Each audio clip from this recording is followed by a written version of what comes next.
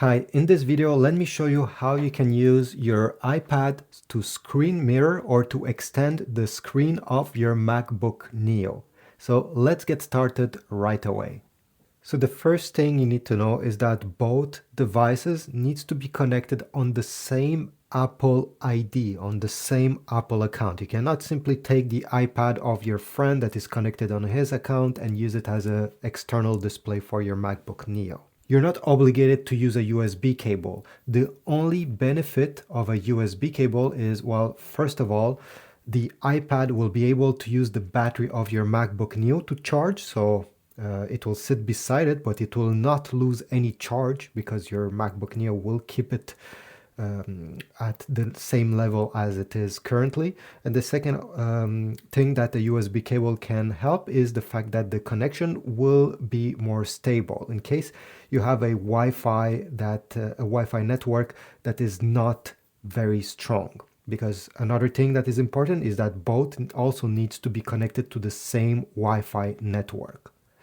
I'll demonstrate without the cable, okay? Because it's pretty easy to use the cable. You just connect it here and to your MacBook Neo. So without the cable, what you need to do, well, on your Mac, you'll click on the top right corner, right over here, and click on this icon. Make sure that the iPad screen is turned on and is unlocked. And then you're gonna click this icon. It's two rectangles. From here, under mirror to extended to, you should see a bunch of things in case you have a smart TV and other things around you. And one of them should be your iPad. My iPad is called iPad, but maybe yours has a different name. So just click on it. And now you see it took around 2 to 3 seconds and the connection has started. So as you see, everything is working right now. I can go with my cursor here, I can drag windows and everything. If we take a look on the menu that open up, you can see that you can also choose mirror built-in liquid retina display. So what it means is simply it will mirror whatever is on your Mac screen on the iPad. It will not be an extended display as it is right now. You also have hide sidebar and hide touch bar. And just take a look what happens when I click on hide sidebar. On the left side of the iPad, you won't get the shortcuts that were present. And if I click hide touch bar,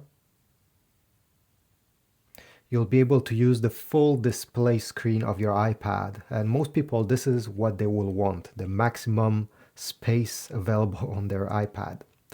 So from here, you can also have a few different settings you can change on your MacBook Neo. Let me just show you. So if I go on the Apple logo, click on it, select System Settings. Then on the left side over here, if you go down and select Displays, you're going to see your iPad and your MacBook. If I click on iPad, you will have different options. So the one that you saw previously, but on top of that, you also have enable double tap on Apple Pencil. So if you have an Apple Pencil, you can actually use it on your iPad as your cursor. You cannot use your fingers as a touchscreen, but an Apple Pencil will work, and you can enable double tap by clicking over here. And you also have advanced, show resolution as a list, and other options. If your iPad is not on the left side, it's actually on the right side, or maybe, hey, it's even on the top of your Mac, you can click Arrange, and you'll be able to drag your iPad exactly where it is positioned. So let's say I want to put it on the right side, I'll put it here. Done, and now my cursor goes from my Mac to the iPad when I go towards the right side. Now I have opened a window on my MacBook Neo. If I drag it on the iPad, well, this will work and I'll be able to use it over there. But one other thing that not many people know is that if you hover the cursor over the green circle, you'll be able to select Move to iPad. And if I click there, it will resize the window exactly so it fits the smaller screen of my iPad. And if I go on my iPad and I hover over the green dot, I can move window back to Mac and it's back here. I find this much more useful than simply dragging and now having to reposition this window on my iPad screen exactly, okay, to fit perfectly. It's easier. But overall, this is it. I hope my tutorial was helpful. Once you're done and you want to finish this, to put an end to that, on the top right corner of your Mac, click on this icon and you can click on your iPad. And this is it. You turned it off.